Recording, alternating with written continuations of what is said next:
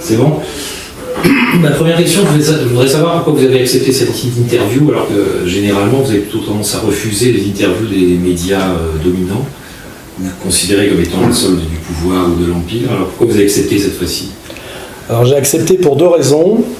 La première, parce que quand vous êtes entré en contact avec moi, vous m'avez dit « Je suis le journaliste qui vous avait contacté au départ de l'affaire Binti et je n'ai pas relayé cette affaire. Hein. » Et donc j'en ai déduit que peut-être vous étiez plus honnête que les autres, parce qu'effectivement, j'en profite pour le préciser, il n'y avait pas d'affaire Binti, hein, je le précise, c'était une espèce de montage contre moi, une personne que je n'ai jamais vue. Enfin, je ne veux pas rentrer trop dans les détails, mais donc je me suis dit, bon, bah, peut-être qu'il est un peu plus sérieux, notamment que Street Press, qui s'était jeté sur l'affaire, alors qu'ils avaient vraiment les moyens de vérifier qu'il n'y avait pas d'affaire. Voilà. Donc première raison. Et deuxième raison, c'est comme je l'avais dit à Arte, c'est que de temps en temps, pour bien quand même qu'on fasse la différence entre moi, mon parcours, même mon statut d'ennemi public numéro 2, et puis tous les petits dissidents 2.0 là, qui s'amusent à faire des vidéos sur Internet, de temps en temps j'accepte l'interview d'un média important pour effectivement bien montrer que je ne suis pas mythomane, je suis réellement quelqu'un qui incarne l'opposition pour le pouvoir, justement. Voilà. Enfin, l'opposition, la dissidence ou le mal, comme vous voulez. Donc j'avais accepté Arte la dernière fois, en contrefilmant, là, comme je fais toujours maintenant. Pourquoi contrefilmer, vous pouvez l'expliquer? Parce que j'ai été naïf plusieurs fois. La première fois, c'était d'ailleurs dans Complément d'enquête. Quand avec un Français juif sioniste, tu commences à dire il y a peut-être des problèmes qui viennent de chez vous, vous avez peut-être fait quelques erreurs. Et où j'avais été pareil, harcelé par deux gauchistes jusqu'à ce que je m'énerve. Et ils avaient filmé un peu off, et puis ils avaient diffusé que ça avec une musique, une voix off, ça, qui m'avait valu immédiatement agression, menace de mort, etc.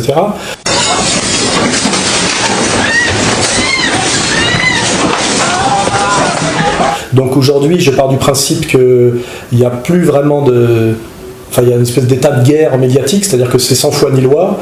Et donc, ayant été naïf une fois, deux fois, trois fois, en me disant, bon, bah, comme je réponds aux questions qu'on me pose, il n'y a pas de raison de tricher. Et puis j'ai vu parfois des résultats incroyables, c'est-à-dire, je crois qu'Arte, c'était la bonne démonstration. On regarde soi-disant des trucs alors que la caméra ne tourne pas, et ça ne restitue pas du tout l'esprit général de l'interview. Des insultes, encore des insultes. Voilà comment fonctionne le conspirationnisme. Ce que j'ai constaté, moi, c'est qu'aucun journaliste ne peut aller au-delà de la décision de ses supérieurs et qu'il est évident que Arte ne va pas m'aider à ce que les gens pensent en regardant Arte que c'est moi qui ai raison et que ma théorie alternative est plus sérieuse que la théorie officielle. Donc je sais que quoi que vous vouliez vous en tant qu'individu, le pouvoir qui est au-dessus de vous, puisque le journalisme est hiérarchisé verticalement, il n'y a pas de démocratie du journalisme, c'est que de toute façon le montage final me sera défavorable. Voilà. Merci à vous. Je vous en prie. Il y a eu BFM aussi, BFM qui avait été très révélateur. Quel est le message? Comment vous décrirez le message, c'est vous commencez à nous faire chier, vous, la toute-puissante communauté juive organisée, dite communauté sioniste. La logorée va commencer, 38 minutes au total.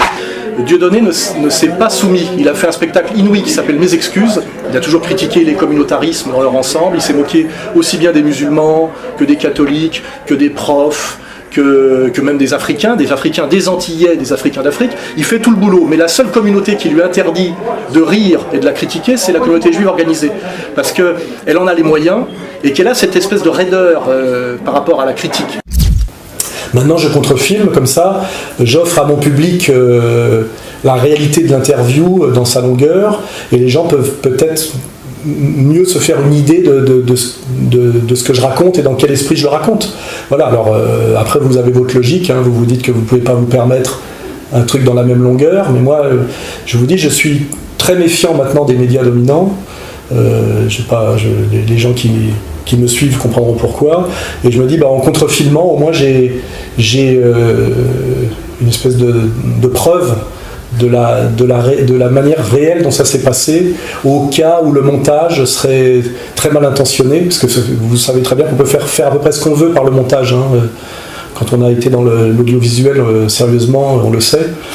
Et peut-être, en plus souvent, il est possible que ce ne soit pas vous qui montiez, par exemple. Il y a aussi une division du travail. Ouais, enfin, moi, ça m'est jamais arrivé. Hein, mais enfin... Ouais, mais il y a aussi une division du travail. Moi, j'ai des gens qui m'ont dit, vous savez, moi j'ai filmé mais j'ai pas monté, j'ai pas suivi jusqu'au bout. Enfin, franchement, dans le boulot, il y a des gens qui trouvent des excuses comme ça. Hein. Il y a ce qu'on appelle, vous savez, c'est comme le procès Eichmann. Chacun n'a fait qu'un petit bout du truc, vous voyez. Donc, et je trouve que ça, c'est pas mal, que les gens puissent comparer ce qu'ils ont vu à la télé et ce qui s'est passé réellement, en sachant que nous, en plus, on peut mettre un peu plus de durée, quoi. Puis ça me fait des archives. Okay. Voilà, quoi. Pour vous situer un petit peu et disons situer un peu l'importance que vous avez prise dans l'édition, dans le monde d'Internet, etc. et votre influence en dehors des médias dominants, justement, je voudrais savoir un peu la fréquentation de votre site, à combien vous vendez vos bouquins, notamment votre best-seller Comprendre l'Empire. Vous pouvez nous situer un peu ? Ça, c'est consultable. Hein. On est un des premiers sites de réinformation de France. Puisque tout site confondu, on doit être autour de la, 350e place, mais tout site confondu. Donc c'est ce qui nous fait une fréquentation quotidienne, je crois, autour de 150 000 visiteurs uniques jour. Il faut vérifier, mais enfin c'est de cet ordre-là. C'est très au-dessus de 100 000. Et votre livre ? Et mon livre Comprendre l'Empire, qui est sorti en 2011, qui n'est pas mon dernier livre, mais qui est mon livre de synthèse le plus sérieux, je dirais politique, comme Vers la féminisation était un livre sérieux sur un autre sujet, j'ai largement dépassé aujourd'hui les 100 000 exemplaires. En sachant que c'est un livre qui, à un certain moment, s'est retrouvé dans la liste des meilleures ventes de l'Express et du Nouvel Obs, sans qu'il n'en soit jamais fait aucune recension. C'est-à-dire que, comme c'est un livre qui est très difficilement attaquable, parce que c'est une œuvre écrite, donc c'est pas comme l'oral immédiat. La cohérence est travaillée, etc. Le système, si tant est qu'il existe, n'a jamais jugé bon de l'attaquer, parce qu'il est difficilement attaquable, mais ils ont fait la stratégie, je sais pas comment on dit, de l'édredon, c'est-à-dire on l'ignore. Mais c'est quand même un livre qui est traduit en russe, en coréen du Sud, je précise, pas coréen du Nord, ça m'aurait plu aussi, est en train d'être traduit en portugais, en anglais, en italien. Vous voyez, c'est un livre qui circule, quoi. Et c'est un livre de référence, c'est vrai. Plus de 100 000 exemplaires pour un essai qui n'est pas un essai facile en plus, sans aucun relais des médias, c'est énorme. Hein. C'est-à-dire que si j'avais droit à ce à quoi a droit Zemmour, je vendrais autant que lui, quoi. C'est évident. Alors, je précise que Bernard-Henri Lévy vend 4000 exemplaires de ses essais depuis déjà plusieurs années. C'est assez intéressant de voir que c'est totalement inverse, quoi, quand on voit la promo et la vente, quoi. Mon sujet, donc, c'est l'antisémitisme. Donc, vous êtes considéré comme, le dit l'ennemi public numéro 2, l'antisémite numéro 1 ou numéro 2, généralement. Je voudrais juste citer une phrase que vous avez dite à propos de l'antisémitisme. Ce qu'on appelle aujourd'hui l'antisémitisme n'est en fait que la critique historico-économico-sociologique d'une lente montée au pouvoir d'un groupe parfaitement identifiable qui, à l'intérieur de la bourgeoisie, a pris un pouvoir politique énorme par son pouvoir financier. Ça, vous l'avez oui, bien sûr, oui, ça me paraît très cohérent. Mais c'est ça la définition d'antisémitisme, c'est considérer que les juifs ont un pouvoir trop important, ont trop d'argent, prennent trop de pouvoir, etc. C'est exactement... cette petite nuance près, c'est que c'est pas les juifs, c'est des juifs, vous voyez. Si je vous dis à un moment donné, la mafia sicilienne existe, vous me dites pas, vous vous attaquez aux Siciliens. Vous faites bien la nuance entre la mafia sicilienne et le peuple sicilien. Oui, là, c'est un groupe parfaitement identifiable, c'est les juifs. Non, c'est la communauté organisée juive, c'est-à-dire que moi, vous remarquerez que dans mes vidéos, mes textes, je différencie toujours bien, pour des raisons morales et de précision politique, ce qu'on appelle le juif du quotidien, qui a une relation à la réalité juive qui lui est personnelle et qui peut avoir toutes les nuances possibles, jusqu'à même une opposition frontale au sionisme, au judaïsme, au talmudisme. Enfin, il y a des tas et des tas de nuances. Et puis il y a ce qu'on appelle la communauté juive organisée, qui est le communautarisme juif, qui est incarné aujourd'hui en France par le CRIF, le dîner du CRIF, avec ses dépendances, la LICRA, qui gère soi-disant la question dite antiraciste, les étudiants juifs de France. Et vous remarquez qu'à chaque fois, ce sont des officines très puissantes, que le dîner du CRIF, je ne vais pas vous faire un dessin, mais... Monsieur le président du CRIF. Monsieur le président. Monsieur le président. Monsieur le président. Monsieur le président. Tous les corps constitués viennent se prosterner devant quelqu'un qui représente officiellement 1/6 de 1% d'une population. Mais, pardon, ils ne viennent pas se prosterner, ils sont invités. Non, ils payent 900 € pour venir, et ceux qui sont persona non grata n'ont pas le droit de venir. Et ils subissent un discours d'une personne qui n'a aucun mandat électif, qui dit en gros voilà ce que nous voulons et ne voulons pas pour l'année à venir. Internet ne doit plus être une friche pour la haine en toute impunité. Les géants américains de l'Internet doivent se soucier de leurs responsabilités dans la civilisation qu'ils sont en train de façonner. Et s'ils persistent à ne pas le faire, il y a urgence à les contraindre de rejeter tout propos raciste ou antisémite de leur réseau.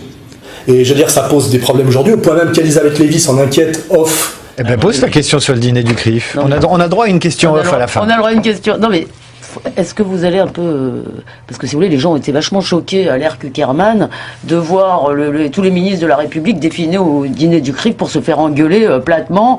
Moi je me rappelle de Kuckerman disant alors tel jour vous allez faire ça, vous allez convoquer l'ambassadeur d'Iran et lui dire si... Non, si.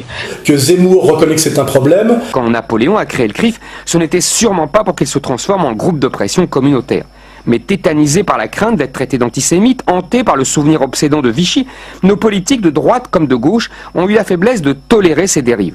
Et aujourd'hui, prétendre qu'il serait antisémite, de s'étonner dans une république, une démocratie, c'est-à-dire le pouvoir du peuple et du plus grand nombre, de s'étonner de cet incroyable pouvoir du CRIF, de cette minorité organisée, ça ne fait pas de moi un antisémite, ou alors c'est qu'il faut changer la définition de l'antisémitisme. Pour moi, l'antisémitisme, c'est quelqu'un qui dit, pour des raisons raciales, un juif est, quoi qu'il veuille ou quoi qu'il fasse, est un type qui est voué à une certaine pratique, une certaine vision du monde. Pour moi, ça serait l'antisémitisme. Pardon, mais vous n'êtes pas très loin de dire ça quand vous dites, par exemple, dans une vidéo, le petit El Kabash, et là c'est mon analyse racialo-communautaire. Oui, mais ça c'est l'impression est forte. Il a une sorte de charisme froid, une énergie sans exubérance, la fermeté, parfois la raideur brutale d'un timide, avec la maîtrise et en même temps l'autorité ou l'excès d'autorité. Et ça c'est la juste hiérarchie traditionnelle, vous voyez, quand Poutine ouvre sa gueule, un El Kabash la ferme, et c'est comme ça que se conçoit un monde qui fonctionne bien. Là franchement, vous y allez fort, hein. Mais là c'est de l'humour. Là c'est comme quand... Parce que oui, ça j'ai pas saisi l'humour. Non mais vous avez peut-être pas intérêt à le saisir. Par exemple quand je dis je suis national-socialiste. C'est de l'humour ça ? C'est de l'humour. Et en plus il y a toute la citation derrière. Vous auriez pu l'amener en disant pour répondre sur l'extrême droite, je vais d'emblée mettre les pieds dans le plat et ne pas trop tourner autour du pot. L'extrême droite, au moins depuis 1945 et plus encore depuis mai 68, est une invention du gauchisme sous sponsoring atlantiste, soit de la droite d'affaires, ce que j'appelle la banque, pour cacher que le national-socialisme était socialement de gauche. Ça aussi, c'est une des clés de compréhension de tout ce qui se joue depuis la fin de la Seconde Guerre mondiale. En tant que national-socialiste français, ça m'agace d'être rangé à l'extrême droite, qualificatif qui désigne pour moi les néoconservateurs, les impérialistes américano-sionistes et le pouvoir bancaire international. Donc, ma réponse, c'est que je ne suis pas d'extrême droite, je suis national-socialiste, mais on peut considérer que c'est pire. J'ajouterai, pour qu'on ne me prenne pas juste pour un provocateur, un national-socialiste français, sans besoin de recours à une théorie raciale pour des raisons d'espace vital, ce qui correspondait à la situation allemande, l'idéologie découlant souvent de la géographie. Je suis national-socialiste à la manière d'Hugo Chavez, soit, compte tenu du contexte actuel de domination par le mondialisme militaro-bancaire, un authentique homme de gauche, comprenne qui voudra. Et derrière, en fait, vous avez vu, il a reconnu lui-même qu'il était nazi. D'abord, j'ai dit, je suis national-socialiste français, et donc... Mais vous dites le régime national-socialiste, c'était socialement de gauche. Là, vous faites pas de l'humour, là, ça reste... Oui, mais c'est vrai, selon les écoles. Là, on parle du régime national-socialiste allemand. Oui, bien sûr. Le régime nazi, ça, c'est socialement de gauche. Oui, bien sûr, c'est une question de culture historique pour le vérifier, que quand Adolf Hitler prend le pouvoir en 1933, il y a un taux de chômage qui est tel, des problèmes sociaux qui sont tels, et que 4 ans après, il y a le plein emploi, les assurances sociales, les vacances pour les travailleurs, etc. Mais ça, c'est... Il y a quelques personnes qui sont parties ou qui ont été massacrées. Et c'est quoi qui définit la gauche ? La gauche, en général, c'est du côté du travail. Moi, je suis de formation marxiste. La gauche, c'est ce qui favorise le travail, et la droite, c'est ce qui favorise le capital. De ce point de vue-là, l'expérience nationale-socialiste allemande était socialement de gauche. Elle était racialement de droite, par contre. Et d'ailleurs, je vous ferai remarquer que systématiquement, on montre toujours du doigt l'épopée nationale-socialiste pour son côté racial, parce qu'effectivement, le côté social est gênant. Parce que c'est plutôt, de ce point de vue-là, quelque chose qui, s'il n'y avait pas eu la guerre effrénée, était une réussite. Et moi, je suis quelqu'un qui a une formation intellectuelle, historique, et je cherche la vérité. Je ne suis pas là pour abonder dans l'idéologie dominante. Donc je dis, ce qui est gênant dans le national-socialisme allemand, c'est que c'était racialement de droite, mais socialement de gauche. Et d'ailleurs, c'est vrai que c'est très gênant, parce que c'est un oxymore, et quelque part, c'est un objet intellectuel très très difficile à manipuler. C'est pour ça qu'on ne parle jamais que du national-socialisme racial. C'est quand même ce qui a fait l'événement, et qui est un fait historique beaucoup plus marquant. C'est quand même, à moins que vous n'y croyez pas, mais enfin le génocide des Juifs, des Tziganes et d'autres. Moi, j'ai réédité par exemple le bouquin d'un économiste socialiste français qui s'appelle, j'ai oublié le titre, mais qui dit d'un point de vue économique, le concept d'étalon travail pour échapper à l'emprunt, pour redynamiser une économie, était une expérience très intéressante, et je crois qu'un économiste récent, Mainstream, a dit effectivement cette expérience économico-sociale était très intéressante, et peut-être même qu'elle aurait des vertus aujourd'hui par rapport aux contradictions dans lesquelles nous sommes. On n'est pas séparés dans le régime nazi, ce qui a été quand même la particularité incroyable du régime nazi, c'est-à-dire d'être génocidaire, de séparer sa politique sociale de cette particularité quand même tout à fait majeure. Si on est sérieux, on dit voilà, si on veut étudier cette période de l'histoire sérieusement et pas de manière fanatisée ou mythologisante, on se dit, ce qui est étonnant, c'est qu'il y avait une politique raciale de droite, puisque effectivement Hitler croyait au primat du sang sur l'or, on va dire. De droite, elle était génocidaire. C'est pas la question, c'est que économiquement, c'était autre chose. Et c'est pour ça d'ailleurs qu'accoupler le nationalisme et le socialisme, on a bien compris que socialisme, ça vient de gauche, et nationalisme, ça vient plutôt, on va dire, de droite, au XXe siècle. Donc ce qui était étrange dans ces expériences, que ce soit le fascisme italien ou le national-socialisme allemand, c'est que c'est le couplage d'idéologies qui viennent d'horizons contraires et différents. Et qu'on n'a pas le droit, vous êtes en train de me le répéter une fois de plus, on n'a pas le droit effectivement de les mettre en contact. Et que d'ailleurs, quiconque ose faire une analyse complète du national-socialisme, c'est-à-dire sur le plan autant racial que économique, serait déjà dans la faute. Moi, ce qui m'intéresse, c'est la vérité et c'est l'étude. Aujourd'hui, en 2015, sachant que la guerre était finie en 1945 et qu'aujourd'hui l'Allemagne n'est plus une puissance, que plus personne n'est nazi à part 2-3 alcooliques de bistrot, on devrait pouvoir étudier calmement ce sujet, et que je ne vois pas pourquoi on serait diabolisé quand on fait remarquer que cette expérience économique était novatrice, transcourant et surtout efficace. Alors je me dis que peut-être qu'il y a des gens qui, en mettant systématiquement la question raciale en avant, veulent cacher le côté intéressant économique, qui lui d'ailleurs est transposable dans tous les pays, sous toutes les latitudes, et qui n'a pas de dimension raciale. C'est-à-dire d'accoupler le socialisme et le protectionnisme national, qui est d'ailleurs ce que réclame aujourd'hui Emmanuel Todd. Il n'y a qu'à revenir à un protectionnisme d'échelle continentale pour protéger globalement les collectivités d'Europe, les salaires. Pourquoi est-ce que le protectionnisme est impensable ? C'est-à-dire pourquoi on ne peut pas accepter de parler de l'évidence. Effectivement, c'est vertueux. Par contre, ça emmerde, le pouvoir bancaire international. Alors là, peut-être qu'on retombe sur une question qui a à voir avec votre antisémitisme. Voilà, peut-être qu'il y a des gens, effectivement, une minorité assez puissante, que je ne confonds pas, ce qu'on va appeler le pouvoir bancaire international, c'est-à-dire Wall Street, qui est très marqué, on va dire, d'un point de vue ethnico-religieux. C'est-à-dire qui est dominé par les Juifs. Bien sûr, eux-mêmes le revendiquent. Et puis de toute façon, c'est objectif. Hein, Ben Bernanke n'est pas ni catholique ni breton, et on voit très bien que... C'est marrant de compter quand même dans le pouvoir bancaire et de recenser ceux qui sont juifs, ceux qui le sont pas. Non, c'est pas marrant, ça s'appelle faire de la... très curieux, moi. Non, ça s'appelle faire de la sociologie. Quand à un moment donné, vous dites que dans un secteur d'activité, il y a une communauté qui est très représentée, en plus par des gens qui sont eux-mêmes très communautaires et se revendiquent communautaires, vous pensez que ça a forcément une incidence sur la réalité, surtout quand vous vous rendez compte qu'il y a une vision du monde.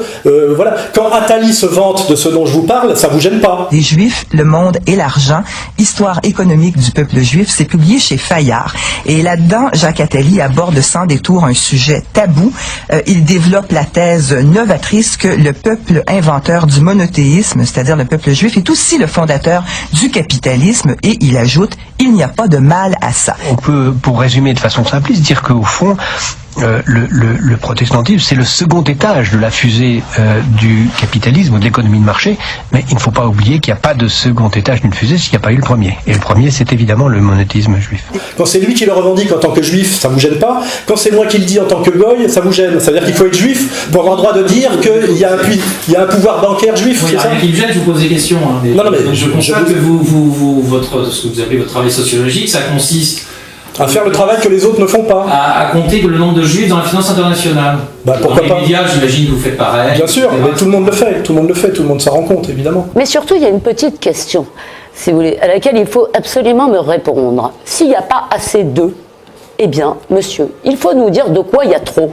Il n'y a pas assez de, mettons, noirs, arabes, asiatiques à la télévision. Il faut me dire, il y a trop de quoi. Et ça s'appelle une communauté surreprésentée. Et puis quand cette communauté surreprésentée est en plus communautaire, c'est-à-dire qu'elle le revendique, et quand un type comme par exemple le jeune Cohen reproche à Tadei, qui osait encore inviter des dissidents comme moi, d'inviter des gens qui ont un cerveau malade. On a une responsabilité, par exemple, de ne pas propager les thèses complotistes, de ne pas donner la parole à des cerveaux malades. C'est-à-dire qu'on n'est pas dans le débat d'idées, mais on psychiatriserait les gens qui ne se soumettent pas à un lobby puissant, parce que c'est ça la réalité. Il y a des lobbies aux États-Unis, qui est notre modèle, parce que maintenant on a le parti républicain, puis bientôt on aura le parti démocrate.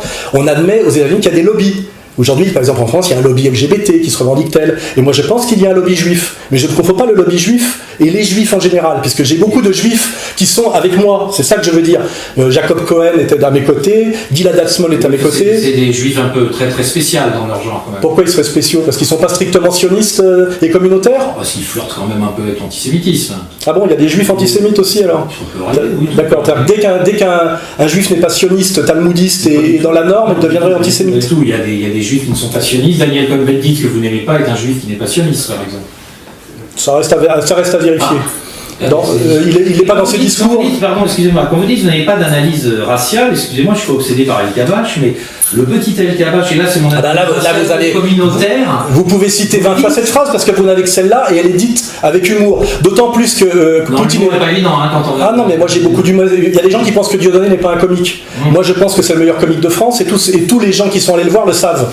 Donc le problème, c'est que vous allez prétendre qu'un type comme moi n'est pas un intellectuel alors que je suis un des derniers intellectuels qui ose encore penser en France, malgré la toute-puissance du lobby juif sioniste incarné par le CRIF, qui effectivement demande que je sois châtié en permanence. Ça, c'est la réalité. La réalité, elle est celle-là, je vous le dis face à la caméra. Je suis un Français qui, ayant fait ses humanités, continue à essayer de réfléchir dans une tradition très française qui part de la Boétie pour aller jusqu'à, en passant par Sartre, vous voyez, c'est-à-dire ces intellectuels de gauche, parce que c'est de là d'où je viens, objectivement, et je suis empêché de penser par des gens dont tout le combat, effectivement, est de rendre inattaquable un lobby surpuissant qui est le lobby juif français incarné par le CRIF, et rendre inattaquable un pays qui s'appelle Israël, qui aujourd'hui a une politique à tout point de vue qui ressemble à cette politique que vous abhorrez, qui est la politique raciale de l'État national-socialiste allemand entre 1933 et 1945.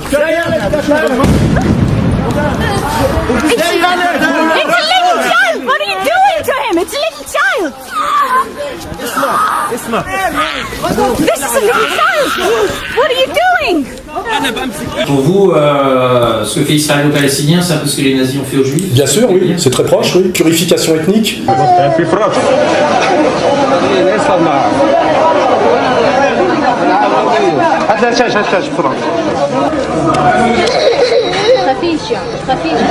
de projet d'extermination. Qu'est-ce que vous en savez? Qu'est-ce que vous en savez? Vous regardez la carte, vous regardez la zone blanche et la zone verte, vous regardez ce qu'était la Palestine avant 48, en 48, en 66, en 73, et vous voyez disparaître. Il n'y a pas volonté de massacrer un peuple. Les Palestiniens seront écrasés comme des sauterelles, leur tête éclatée contre les rochers et les murs. Les Palestiniens sont une sorte de cancer. Il y a plusieurs manières de traiter le cancer.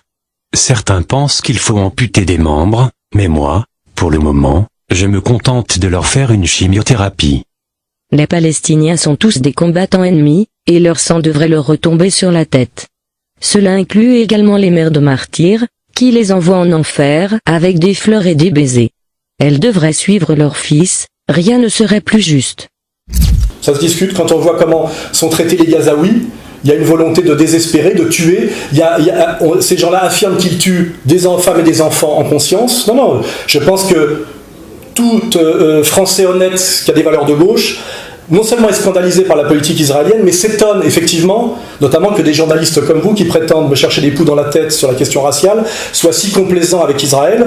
Et moi je le dis parce que je suis ancien journaliste professionnel, j'affirme qu'aujourd'hui la soumission au sionisme est en France une condition de possibilité pour travailler dans le journalisme mainstream. Donc c'est que je suis soumis au sionisme. Bien sûr vous l'êtes, sinon vous ne pourriez pas travailler à France 2, c'est une évidence. Mais c'est un peu là, pardon, c'est un peu un sophisme, vous dites, comme il est, j'ai rien dit là. Si, vous n'avez fait que essayer de m'amener sur un terrain racial, en prenant une petite phrase où je m'amusais avec El Kabash et Poutine, sachant que Poutine est un slave, c'est-à-dire que dans la théorie raciale hitlérienne, c'est un sous-homme. Donc en plus c'était pour me marrer, parce qu'effectivement il y avait une fascination du petit El Kabash pour le... Honnêtement, c'est pas très drôle. Moi je trouve ça drôle, c'est vous qui décidez ce qui est drôle et pas drôle. Non, mais j'ai le droit de pas trouver ça. Moi vous voyez par exemple les émissions d'Hanouna, ça me fait pas rire. Attention, Alphonse Daudet a écrit les lettres de mon... Qui... Non. Vous voyez, je trouve ça de la destruction de la culture française. Arthur et ses bagues me fait pas rire non plus. Dieudonné me fait terriblement rire, voilà. Donc j'estime qu'il n'y a pas encore de police du rire en France, mais on y vient avec l'esprit Charlie, vous voyez. Non mais j'ai le droit de pas trouver ça drôle. Non, et moi j'ai le droit de trouver ça drôle, effectivement, et j'ai le droit de trouver effectivement qu'il y a un point commun entre la manière dont l'État d'Israël traite les Gazaouis à Gaza et la manière dont les nazis traitaient le ghetto de Varsovie.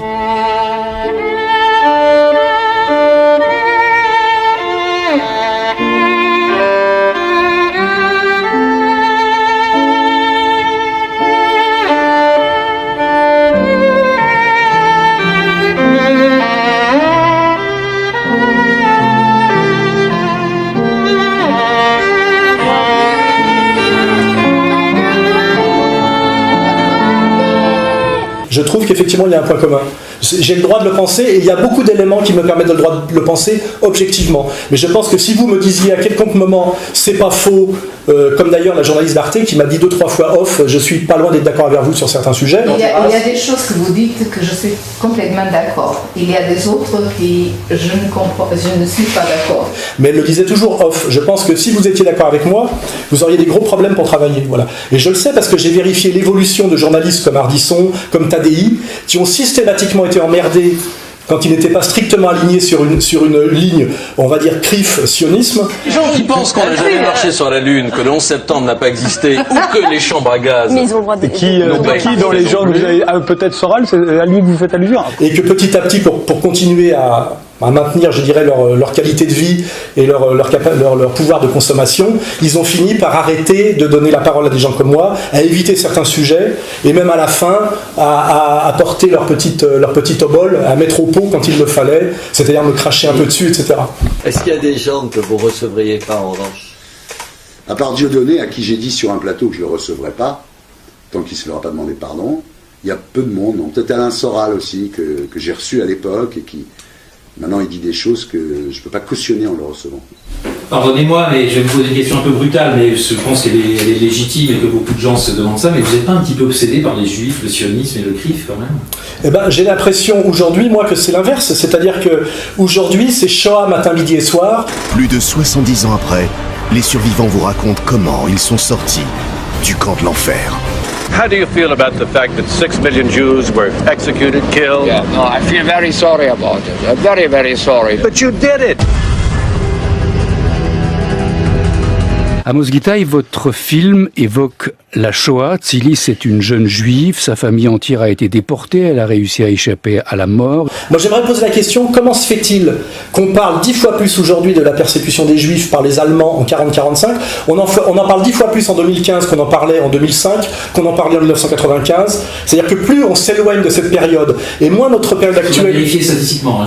C'est très très vérifiable quand on a une culture médiatique et historique. On s'est mis à parler de ça de plus en plus. Même le terme Shoah est un terme inventé au début des années 80, qui nous vient des États-Unis. On n'a jamais employé ce terme avant, qui est un terme religieux. C'est depuis votre film qu'on nomme l'extermination des Juifs, la Shoah. Oui, c'est moi qui ai donné le nom. Et quel est le nom de ce film? Je dis Shoah. Ça veut dire quoi? Ça veut dire Shoah. Mais il faut traduire, personne ne va comprendre. Oui, à l'époque, personne ne comprenait. Ouais. Et je dis, c'est ce que je veux, que personne ne comprenne. Il y a une mythologisation de tout ça progressive, et aujourd'hui, si vous regardez les émissions, on voit Hitler en permanence à la télévision. Révélation sur un Hitler méconnu. Un Hitler millionnaire. Il avait des comptes en Suisse et en Hollande. Hitler a échappé à plus de 30 attentats. À travers un documentaire inédit, retour sur les tentatives les plus audacieuses. Adolf Hitler et sa femme Eva Braun, unis jusqu'à la mort. Ils se sont suicidés côte à côte, mais ce qui s'est passé ensuite est l'un des derniers mystères de la Seconde Guerre mondiale. On nous parle de Shoah et de camps de concentration toute la journée, alors que ce n'est pas déterminant par rapport aux problèmes économico-sociaux et même sociétaux que rencontre la France aujourd'hui, avec la crise économique, la destruction des emplois industriels, la montée des tensions communautaires, la question de l'implantation ou pas de l'islam en France, l'immigration, etc.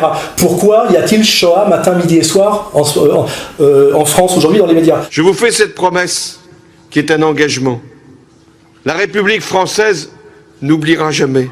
Comment l'antisémitisme peut-il encore ressurgir? Telle est la question. Pensez-vous les yeux dans les yeux honnêtement que la communauté juive française est en danger aujourd'hui, que ce serait une minorité opprimée en danger, qu'il faudrait surprotéger? Le pensez-vous sérieusement? Il y a effectivement, selon les chiffres officiels du ministère de l'Intérieur... Non, c'est des chiffres qui sont fournis directement par les associations juives. Ça, je vous laisse la responsabilité. Oui, mais c'est vrai, c'est le CRIF qui les fournit. Et ça, je vous laisse la responsabilité de ces propos, mais en tout cas, il y a effectivement une augmentation des actes antisémites. Je pense que c'est faux. C'est absolument faux. Moi qui fréquente les banlieues et la population française d'origine immigrée, je suis certain que c'est absolument faux. Par contre, il y a un agacement qui monte, mais dans toutes les couches de la société, de cette surchoatisation de la société française, et de voir aujourd'hui qu'un président de la République française, un Premier ministre, donc qu'un Premier ministre de la France dit que les Juifs seraient une avant-garde de la République. Les Juifs de France sont plus que jamais les Français à l'avant-garde de la République et de nos valeurs. C'est-à-dire qu'il y aurait une avant-garde, une arrière-garde, ou qu'il est éternellement attaché à Israël. Par ma femme, je suis lié de manière éternelle à la communauté juive et à Israël. Alors qu'il est Premier ministre de la France, il devrait être éternellement attaché à la France. Pourquoi un Premier ministre de la France serait éternellement attaché à un pays étranger, et notamment à Israël? Quand même. Moi, je pense que les gens sont conscients de tout ça et que c'est ça qui les agace. Et c'est peut-être ça qui pourrait créer, je dirais, une sorte d'antisémitisme, d'agacement, qui ne jamais ne dérive sur quoi que ce soit de physique. Moi, je fais remarquer que je suis en permanence menacé et agressé par cette toute-puissante communauté juive organisée. Moi, je ne produis jamais qu'un travail critique. Oui, bien sûr. Oui, j'ai des procès. Le CRIF vous agresse pas. J'ai des procès, bien sûr. Il y a la Ligue de défense juive qui vous a agressé. Oui, la LICRA me fait procès sur procès. Mais ça ne vous attaque pas, il vous attaque en justice. Oui, c'est de la persécution, excusez-moi. Les procès de Moscou, c'est quoi? C'est des procès en justice aussi. Ils ont le droit de vous faire procès. Vous aussi, parfois, vous faites procès. J'ai 16 procès en ce moment qu'on m'intente, ils viennent tous de cette communauté-là. Est-ce que vous en avez conscience? 16, c'est beaucoup. Oui, mais parce que vous les attaquez un peu systématiquement. Parce que je me défends contre leur toute-puissance, voilà. En tant que Français, patriote de gauche. Quand vous faites une quenelle au mémorial d'Auschwitz, c'est pour se défendre de leur... C'est pas le mémorial d'Auschwitz, déjà vous mentez. C'est à Berlin, oui. Et c'est un espèce de terrain vague avec des blocs de béton qui a été construit en 2005 et qui n'est absolument pas un endroit où il y a eu des morts ou quoi que ce soit. À la limite, s'il y a eu des morts sur là, ce sont des Berlinois.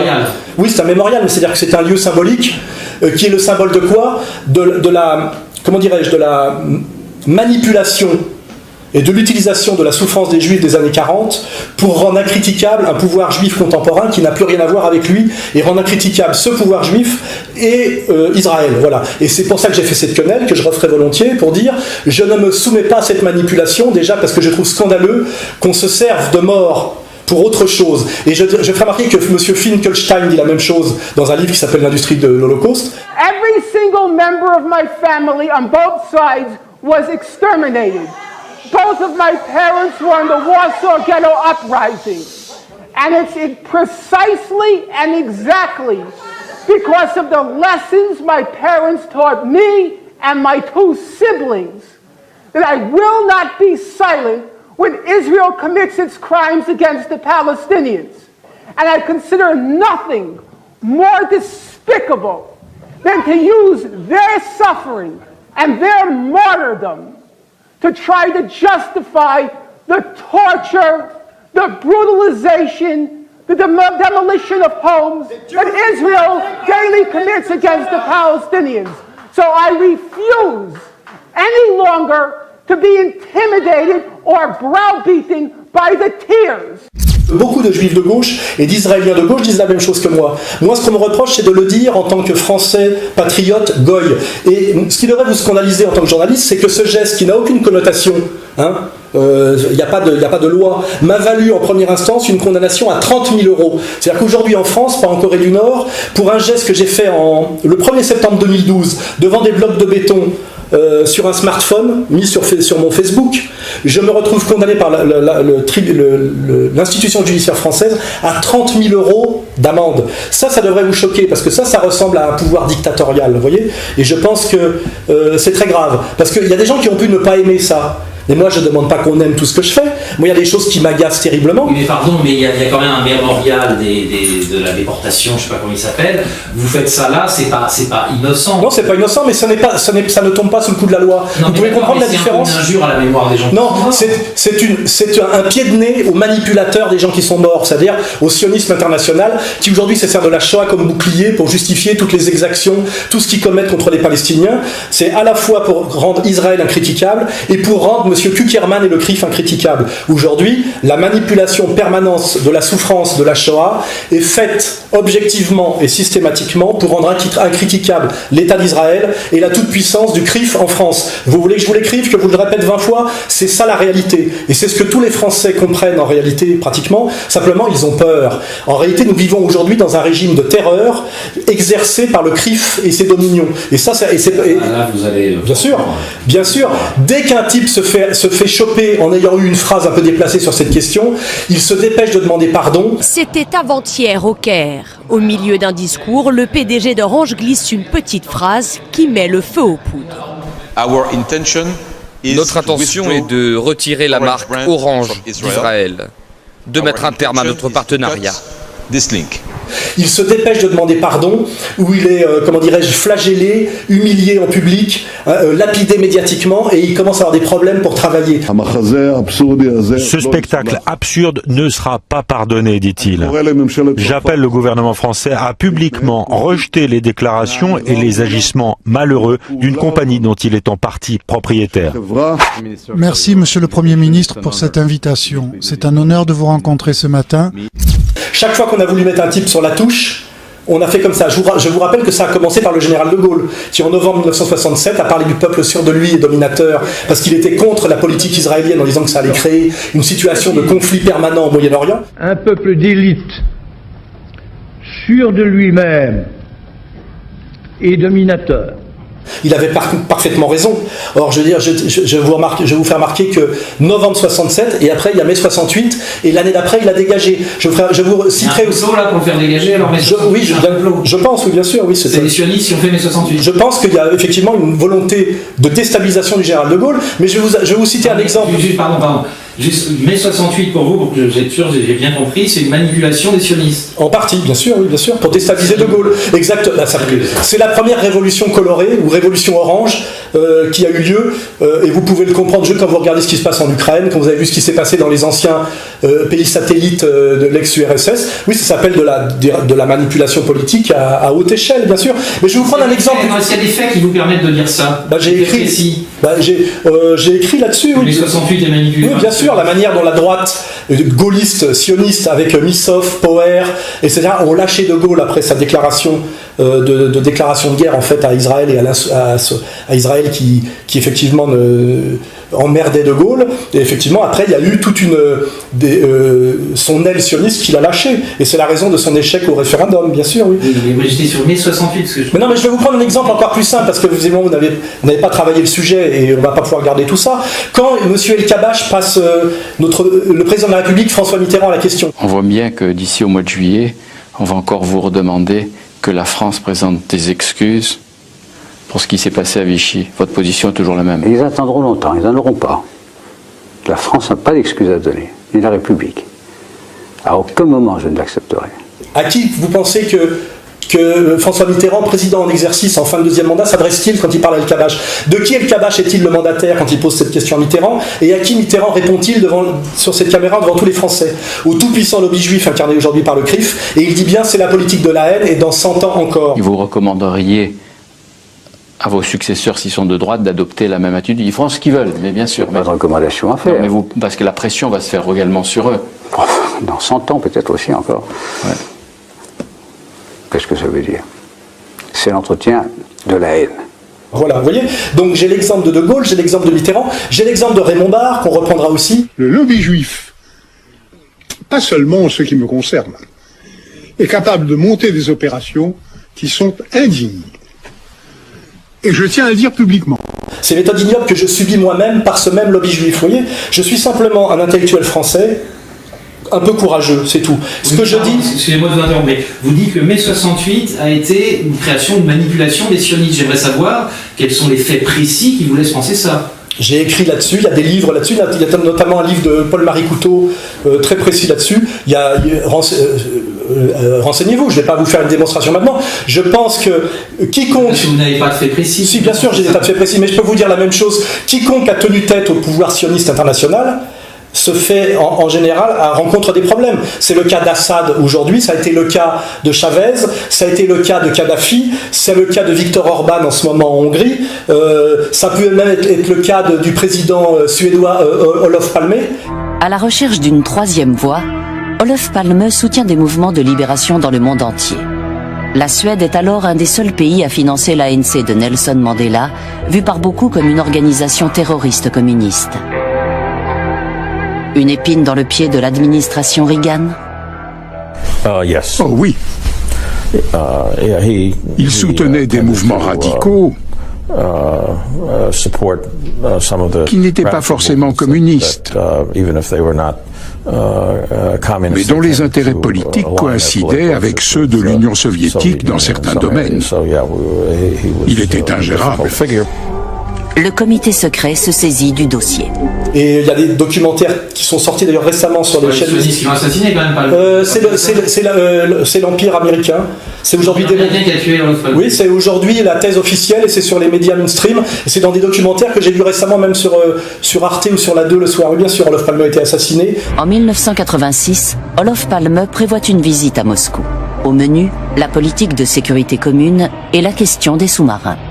Avec Gorbatchev, le nouvel homme fort de l'URSS, tout semble possible. 4 semaines avant ce déplacement annoncé comme historique, le dirigeant suédois est assassiné. Il s'agit sans aucun doute d'un assassinat politique. Bien sûr, oui, bien sûr, oui. Il y a un pouvoir sioniste international, effectivement. Il y a un pouvoir juif bancaire international qui lui est couplé, c'est-à-dire c'est l'alliance Wall Street sionisme international, qui est un énorme pouvoir un énorme lobby tout puissant qui s'appelle l'EPAC aux États-Unis. Il y a le bouquin de Mersheimer et Walt aux États-Unis qui est sorti, qui a été traduit en français aux éditions de la Découverte, qui n'est pas une maison d'édition d'extrême droite. Like other special interest groups, the lobby works in 2 main ways. First, groups like AIPAC exert influence inside the Beltway by helping get allies appointed to key positions in the government and by giving politicians clear incentives to adopt positions that they favor. For example, by steering campaign contributions towards pro-Israel candidates and away from candidates who aren't. Et qui dit bien qu'aujourd'hui, par le lobby sioniste, la puissance du lobbyiste sioniste aux États-Unis, c'est aujourd'hui Israël qui a le pouvoir sur les États-Unis et pas l'inverse, et qu'aujourd'hui les États-Unis suivent une politique, notamment au Moyen-Orient, contraire à leurs intérêts propres, parce qu'ils sont aujourd'hui entièrement soumis au pouvoir et à la puissance sioniste. It is manifestly clear to most Americans that the Iraq War is one of the greatest strategic blunders in American history. Our argument is that Israel, and especially the lobby, were 2 of the main driving forces behind the decision to invade Iraq. Indeed, there was significant opposition to attacking Iraq, even after 9/11, within the State Department, the intelligence community, and the uniformed military. I might add that there is hardly any evidence that the oil companies and the oil-producing states were pushing for war with Iraq. Quiconque réfléchit sur ces sujets fait un lien entre le pouvoir de ce tout petit pays qui s'appelle Israël et la diaspora sioniste mondiale et sa puissance économique qui s'appelle le tout-puissant, je dirais, le lobby juif bancaire qui a beaucoup à voir avec la City de Londres et le Wall Street. Tout ça, ça s'appelle de l'analyse historico-économico-sociologique que je fais, mais qu'ont fait avant moi des tas de gens et que des juifs ont fait de l'autre côté en le revendiquant. C'est-à-dire que ce que je vous dis moi, Attali le revendique, vous voyez ? qui dit... Enfin, Ali, c'est pas non plus une parole sacro-sainte. Non, mais lui, vous n'allez pas le traiter de fou antisémite, parce que lui le déclare, mais comment, il s'en réjouit. En réalité, mon problème est que je dis la même chose que les intellectuels juifs de haut niveau, que ce soit Alexandre Adler, Bernard-Henri Lévy, Ben Bernanke aux États-Unis, toute la clique des néoconservateurs, en commençant par Léo Strauss, etc., etc. Mais au lieu de m'en réjouir, je le désapprouve et je m'en plains au nom de ma mentalité chrétienne, au nom des droits de l'homme dans lesquels j'ai été élevé et au nom de mon patriotisme français. Voilà. Et tout ça s'appelle la critique du mondialisme. Vous voyez, voilà. Alors bon, visiblement vous ne maîtrisez pas tous ces sujets, mais c'est pour ça que j'ai écrit un livre qui s'appelle Comprendre l'Empire, qui explique bien tout ça, je dirais step by step et de manière sérieuse. C'est évidemment difficile dans une interview comme ça de le faire, sans compter que vous n'êtes pas là pour m'aider à déployer un discours cohérent. Vous essayez là, plutôt être là pour essayer de m'en empêcher. Mais tout, je vous laisse parler, vous remarquez que je vous interromps pas beaucoup. Vous avez raison, parce qu'après vous pourrez... je vous le dis, moi j'assume parfaitement mes positions, voilà. Et c'est pour ça que je rencontre tous mes problèmes, bien évidemment. Mais après, il y a l'histoire, il y a moi je retiens quand même, parce que ça, excusez-moi, mais je vais parler un peu de manière un peu... informelle, mais je dirais c'est la meilleure. Les 68 créations sionistes, là j'ai... Non, c'est pas tout à fait ce que j'ai dit. Manipulation. J'ai dit qu'il y avait une volonté de déstabiliser De Gaulle une fois qu'il a déclaré, je dirais, la guerre ouverte à l'évolution du sionisme. Et qu'effectivement, il s'est chopé la première révolution colorée qu'il y a eu dans l'histoire récente, qui est déstabiliser un pouvoir en manipulant les étudiants et la jeunesse. Ça s'appelle les révolutions colorées, ça s'appelait les révolutions orange, etc. Et vous verrez que Soros est très impliqué dans ces manipulations, c'est lui qui les finance. Là, c'est moi avec Bush père. L'ancien président de Géorgie, Edouard Shevardnadze, lui, n'est plus rien du tout. Chassé du pouvoir, il vit avec ses souvenirs et une certitude. Les jeunes politiciens qui ont pris le pouvoir ont été pour la plupart financés par George Soros, le célèbre milliardaire américain. Je ne sais pas pourquoi il a voulu renverser le gouvernement géorgien. Mais ça n'a pas été une révolution. C'était un coup d'État.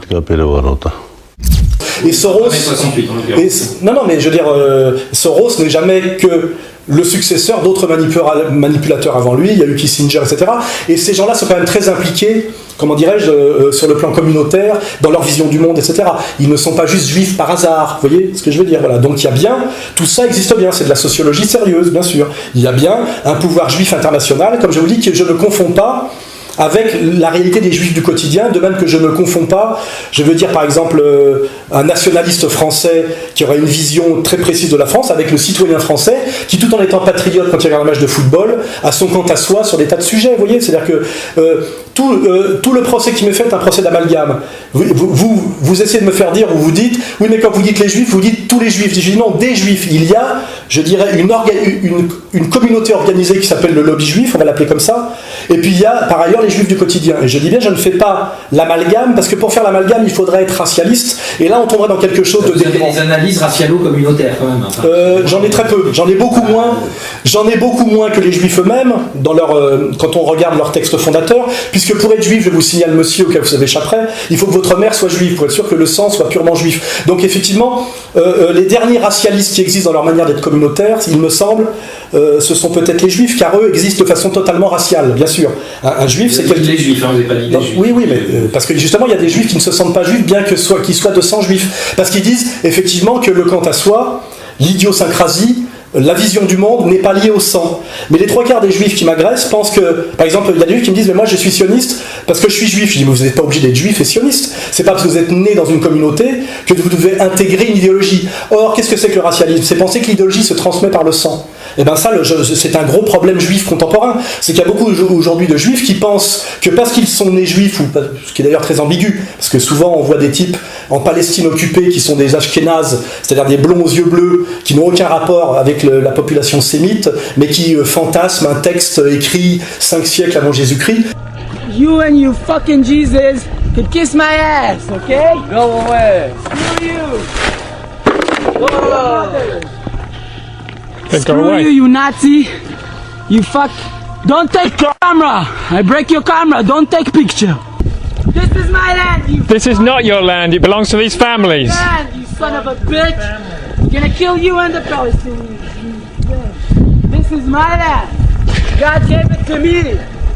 Enfin, je veux dire, il y a quelque chose de très délirant là-dedans, mais ce qui est sûr, c'est que moi, je ne me définis pas du tout racialement, je suis un patriote français de gauche qui vient du Parti communiste et qui est venu d'ailleurs au néo-nationalisme pour des raisons d'analyse économique, mais par contre j'ai face à moi une communauté qui elle existe par le sang et par Dieu, vous voyez, c'est-à-dire que ce qui fait le juif, c'est normalement, c'est qu'il croit dans le Dieu des juifs et qu'il est de parents juifs, normalement même de mère juive. Donc là, ça devrait peut-être vous choquer, une communauté qui se définit racialement dans un pays qui ne reconnaît ni les communautés, ni je dirais la loi et le droit racial. Donc là, vous voyez... Vous dites d'ailleurs, mais là, je pense que vous allez assumer sans problème, le judaïsme est intrinsèquement racialiste et raciste. Oui, mais beaucoup de juifs le disent, bien sûr. Est-ce que vous avez lu l'Ancien Testament? Vous voulez que je vous cite le Deutéronome? Tu dévoreras tous les peuples que Yahvé, ton Dieu, va te livrer. Ton œil serait sans pitié pour eux, et tu ne serviras point leur Dieu, car ce serait un piège pour toi. Quand j'aiguiserai l'éclair de mon glaive, et que ma main saisira le jugement, je tirerai vengeance de mes ennemis, et je rendrai à ceux qui me haïssent. J'enivrerai mes flèches de sang, et mon épée se répétera de chair, du sang des tués et des captifs, de la tête chevelue de l'ennemi. Nation, poussez des cris de joie en l'honneur de son peuple. Car Yahvé venge le sang de ses serviteurs, il tire vengeance de ses adversaires, et il fait l'expiation pour sa terre, pour son peuple.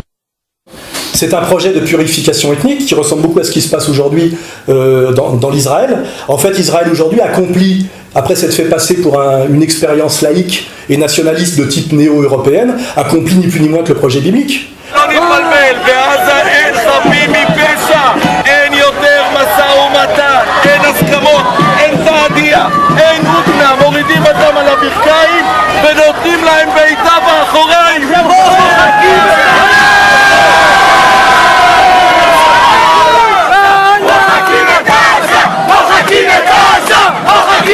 C'est revendiqué par toutes les élites juives au pouvoir, c'est-à-dire cette coalition d'extrême droite, car je vous rappelle que le pouvoir sioniste est un pouvoir d'extrême droite, bien plus d'extrême droite que le Front National, puisque c'est la coalition de militaires avec un projet de purification ethnique assumé, et la coalition de... Il n'est pas assumé. Bien sûr, il est totalement assumé. Netanyahou et Lieberman ont un projet, et depuis Sharon, ont un projet de purification ethnique officiel. J'ai l'impression que vous ne connaissez pas bien le sujet. Le ministre israélien des Affaires étrangères, Avigdor Lieberman, a tenu des déclarations choquantes à l'égard des Arabes israéliens, en estimant qu'il fallait décapiter à la hache ceux qui n'étaient pas fidèles à Israël.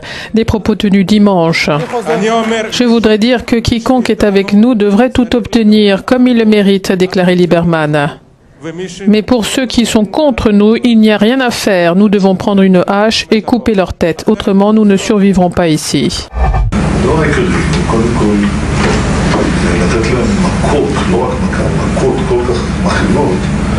שהמחיר יהיה כבד מנשוא, כרגע המחיר לא כבד מנשוא, התקפה רבת היקף על הרשות הפלסטינית. אבל אז השוק מהעולם יגיד מה, אתם כובשים? אתה לא מפחד מהעולם, ביבי. במיוחד היום עם אמריקה, אני יודע מה זה אמריקה. אמריקה זה דבר שאפשר להזיז אותו בקלות, להזיז לכיוון הנכון.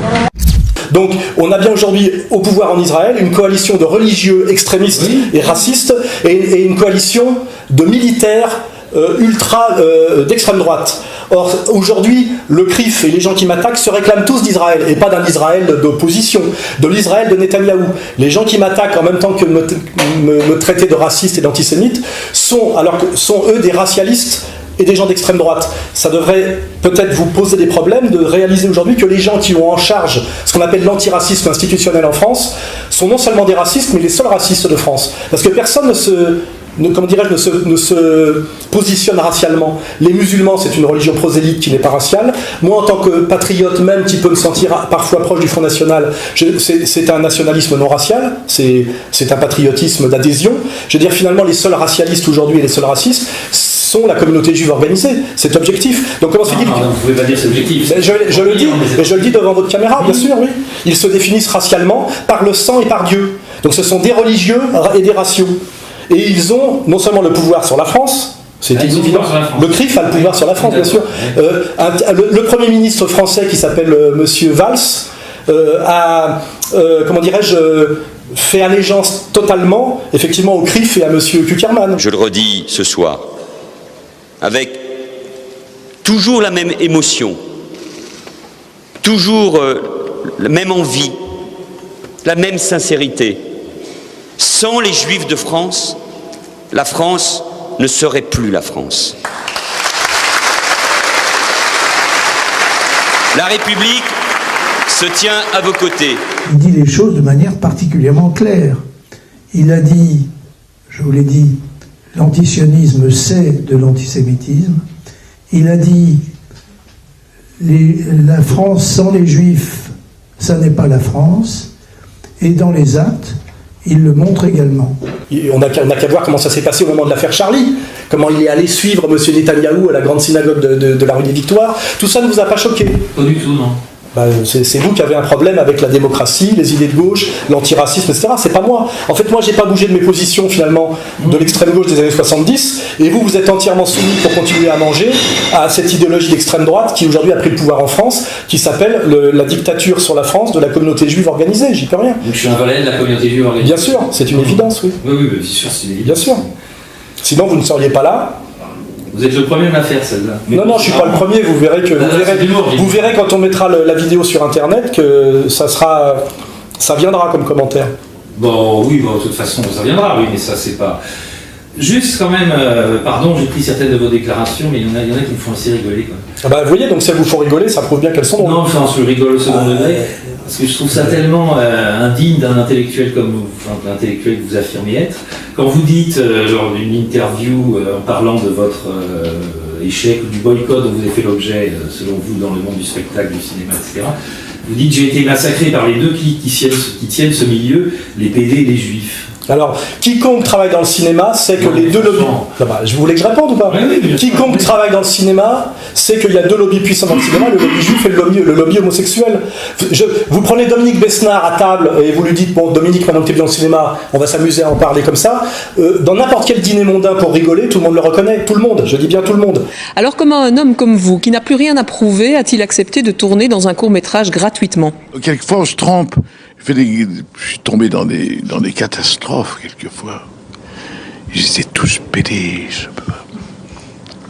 Ici, tout va bien, ce n'est pas une catastrophe par rapport à ce truc. Et je viens de ce milieu-là, donc effectivement, il y a le puissant lobby gay et le puissant lobby juif. Et le premier qui m'a dit ça, c'est Jean Edernalier, dès les années 80, il a dit « Alain, tu peux tout faire en France, mais ne t'en prends pas au tout-puissant lobby juif. Ils sont trop puissants. » Voilà, il m'avait dit ça, j'ai dit tiens, bon, je prends note. Et puis petit à petit, c'est constitué effectivement un lobby gay sur le même modèle, c'est-à-dire une minorité agissante qui se fait passer pour une minorité opprimée et qui effectivement prend des places de plus en plus par cooptation. On a des articles qui sortent là-dessus sur le réseau, par exemple des coins, Pépi, etc. Effectivement, les deux lobbies qui sont très puissants aujourd'hui, notamment dans l'appareil d'État par rapport notamment les hauts fonctionnaires, etc. Et effectivement, il y a deux gros lieux de lobby en France parce qu'il n'y a pas tellement de lobbies, c'est pas dans la mentalité française des lobbies. On n'est pas très lobbyiste en France. Mais c'est vrai qu'il y a deux gros lobbies aujourd'hui en France, au niveau de la haute administration, etc., etc. Il y a le lobby juif et le lobby homosexuel. Pierre Berger, Bernard-Henri Lévy, et ils travaillent ensemble d'ailleurs. Bien sûr. En quoi c'est choquant de dire ça? C'est une évidence, tout le monde le sait. Je trouve ça... Si vous ne savez... pardon, mais je trouve ça délirant. Mais... c'est peut-être pour ça que vous êtes à ce tout petit poste d'intervieweur. Sinon, vous seriez patron. Moi, je pense que quand je dis ça, El Kabbach rigole, mais il se dit on va botter le cul de Soral, mais il a tout compris. Vous voyez? Bien sûr, oui. Bien sûr. Vous pensez qu'il pense ça? Bien sûr, mais j'en suis sûr, je le sais. J'ai parlé avec beaucoup de juifs de haut niveau, parce qu'ils aiment bien rencontrer la bête immonde, vous voyez, ça les excite. C'est dans le temps, les antisémites avaient leurs juifs. Aujourd'hui, dans le pouvoir juif, ils ont leur antisémite, vous voyez, parce que s'ils se disent, tiens, un type qui résiste encore un peu, qui ose nous tenir tête, ça les excite, donc ils me convient à dialoguer avec eux. Et ils disent pas... Alain, tu as tort ou tu te trompes, il dit on va te botter le cul. Vous voyez? On dit calme-toi. Tu vois? C'est-à-dire que c'est valide. Et de toute façon, toutes les persécutions que je subis valident mon analyse, sinon il se passerait rien. Si j'étais juste paranoïaque, il se passerait rien. Or, il se passe beaucoup de choses. Ma marginalisation, Dieudonné, par exemple, un jour, il a fait un sketch chez Fogiel, qui est très bien passé d'ailleurs sur le moment. Je ne dis pas ça pour. Je ne dis pas ça pourquoi d'ailleurs. Tu veux un coup de main? Non, taisez-vous. Je me suis récemment, vous l'avez vu, je ne dis pas ça parce que je me suis récemment reconverti au fondamentalisme sionisme, enfin bon, pour des raisons qui me sont purement professionnelles, enfin spirituelles. Je trouve, j'ai une petite chose à vous dire. Il suffit de remettre les images. Puis d'un seul coup, le monde lui est tombé sur la tête. Ces détracteurs l'accusent d'antisémitisme. Le spectacle que Dieudonné devait donner demain à Paris a été annulé par l'Olympia. La direction de la salle de spectacle estime n'avoir pas les moyens de garantir la sécurité du public. Parce qu'il avait montré du doigt quoi? Le puissant lobby sioniste international. Bon ben voilà, c'est après on voit son chemin. Alors que pourtant il était métis, antiraciste, anti-Front National. Il avait quand même des fondamentaux bien plus solides que M. Kuckerman, vous voyez, pour oser parler d'antiracisme. Et ben aujourd'hui il est considéré comme l'enfant naturel d'Hitler. Et par qui? Je vous le fais pas dire. Des gens comme Dieudonné, comme Hitler, parce que pour moi c'est la même engeance. Le livre Mein Kampf, si on le regarde de près, nous avons quelqu'un qui a fait une comparaison entre Mein Kampf et les textes de Dieudonné. Il y a beaucoup de ressemblances. Donc voilà, c'est-à-dire, je ne fais que décrire une situation objective, et je le dis à mon âme et conscience, il y a effectivement des groupes de pression dans certains domaines, il y a des lobbies, il y a par exemple le lobby catholique qui est infiniment faible aujourd'hui et moribond. Il y a un lobby breton, par exemple à TF1, c'est vrai, il y a un lobby breton à TF1, il faut le savoir. Et il y a deux très puissants lobbies dans le monde audiovisuel, notamment et dans le cinéma, le lobby juif et le lobby homosexuel, bien sûr. C'est pour ça que je réussis pas, alors je suis ni un ni l'autre, je suis foutu. Bah, vous pouvez, en léchant un peu des culs, avoir une petite carrière secondaire, comme Apathy et des mecs comme ça. Mais c'est sûr que pour vous monter vraiment très haut, ça pourrait vous aider. Alors juif, vous pouvez pas le devenir parce que c'est racial, c'est de naissance. Vous voyez, on peut pas. Mais PD, il suffit de vous faire enculer. Et au point où vous en êtes, il n'y a plus grand chose à faire. Vous voyez. Et ça veut dire ça. C'est de l'humour, ça veut dire que quand on se soumet comme vous vous soumettez, faites-le jusqu'au bout et même physiquement. Mais je veux dire, on peut devenir PD. C'est pour ça d'ailleurs, je crois qu'il y a une montée de l'homosexualité en France, parce que comme les gens ont compris que la France était entièrement un pays de lobby et de puissance communautaire, il y a pas mal de gens qui se disent, bon bah juif, je peux pas l'être, je suis pas né comme ça, puisque c'est racial. Ça c'est de l'humour, là, j'ose espérer quand même. Je vous ai dit que j'étais drôle. Parce que là, vous n'êtes pas sérieux quand je dis ça. Ils viennent PD pour réussir, c'est pas très sérieux. C'est ça qui expliquerait la montée de l'homosexualité. Non, mais on pourrait imaginer que ce soit une stratégie, effectivement, d'arrivisme mondain. De dire, je vais intégrer un lobby puissant. De même qu'en Sicile, en général, il vaut mieux avoir un cousin qui est membre de la mafia. Ça aide pour faire des affaires, vous voyez. Et que dans le temps, si on voulait monter un business dans la limonade, il valait mieux être auvergnat ou proche des auvergnats, vous voyez. Vous pourrez pas nier qu'il y avait un lobby auvergnat de la limonade à Paris, notamment, vous voyez. Tout ça, c'est des réalités sociologiques de terrain que tous les gens qui pratiquent le terrain connaissent. Alors évidemment, c'est pas enseigné à l'université, on va pas apprendre aux gens à comprendre comment marche le monde pour pouvoir le dominer. Mais les gens qui ont de la pratique et de la bouteille et qui discutent entre eux, j'aimerais un jour vous inviter à des dîners dans lesquels je suis invité secrètement, et vous verrez que là les gens se lâchent complètement, et ça ne parle que ce dont je parle là. Moi, la faute que je commets, c'est d'en parler dans une émission. Ouais. Normalement, on ne doit pas en parler, on doit en tenir compte, et ça doit être off the record, voilà, c'est tout. Voilà. Vous publiez souvent sur votre site, enfin vous renvoyez souvent à Faurisson des gens qui sont négationnistes, est-ce que vous... Non, négationniste ça n'existe pas. Révisionniste. Révisionniste, pourquoi vous n'employez pas le bon mot? Parce que pour moi il nie l'existence du génocide, donc j'appelle négationniste. Non, c'est révisionniste, ça veut dire qu'ils prétendent avoir le droit d'étudier une période historique donnée avec le recul que permet le temps qui s'est passé. Mais Robert Faurisson dit que les chambres à gaz n'ont pas existé, ça il le dit. Il le dit, mais vous savez bien qu'il y a une loi qui interdit de le dire. Hein. Oui, mais je voudrais savoir si vous croyez ou pas à la réalité du génocide des Juifs par les nazis. Ce sont deux choses différentes. Je crois à une politique raciale de l'État national socialiste allemand, et je crois à la persécution de plus en plus poussée d'ailleurs de l'État national socialiste allemand envers les Juifs. C'est une évidence. Je n'aurais pas voulu être juif entre 1933 et 1945 en Europe de l'Est. C'est une évidence. Mais qui conteste cette évidence? Je crois que le professeur Faurisson lui-même ne la conteste pas. Hein, voilà. Vous contestez l'existence des chambres à gaz, est-ce que vous la contestez? C'est un sujet qui est interdit par la loi, donc pourquoi je ne peux pas vous répondre malheureusement. C'est plus une réponse. C'est un sujet qui est interdit. Et moi, ce que je trouve... Si vous pensiez que ça existait, vous ne risqueriez rien et vous me diriez oui. Ce que je trouve scandaleux, c'est pas Faurisson, c'est la loi Guesso, je vous le dis honnêtement. Voilà, c'est qu'il y a une loi pour interdire à des historiens de chercher et de produire leurs analyses, et que comment dirais-je, la justice dicte l'histoire. Ça, c'est le marqueur d'une dictature. Et d'ailleurs, ça scandalise tous les historiens et tous les intellectuels juifs quand on les prend séparément. Ma position est très claire, très claire. Le Parlement n'a pas à dire l'histoire, le Parlement fait l'histoire. Il n'a pas à la dire, il n'a pas à la fixer. Les lois mémorielles que j'appelle d'ailleurs des lois compassionnelles qui sont faites pour penser des blessures, apaiser des douleurs, et je comprends ça parfaitement, mais elles n'ont pas leur place dans l'arsenal législatif. La Constitution ne le permet pas. Je le dis clairement, elle ne le permet pas. La loi Guesso, qui est cette loi qui interdit de nier, si vous voulez, l'extermination des Juifs, la solution finale, est une erreur. Parce qu'on a l'air de vouloir cacher des choses. On n'a rien à cacher. L'histoire, elle est flagrante. Elle est ce qu'elle est. Il ne faut pas empêcher les historiens de travailler. Il faut dire, moi, je suis prête à faire un débat avec n'importe qui là-dessus. Et c'est une loi mémorielle dangereuse, parce que tout ça nous amène progressivement à un état totalitaire. Voilà.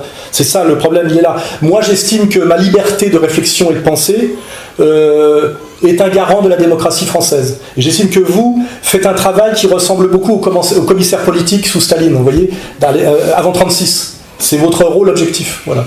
Merci.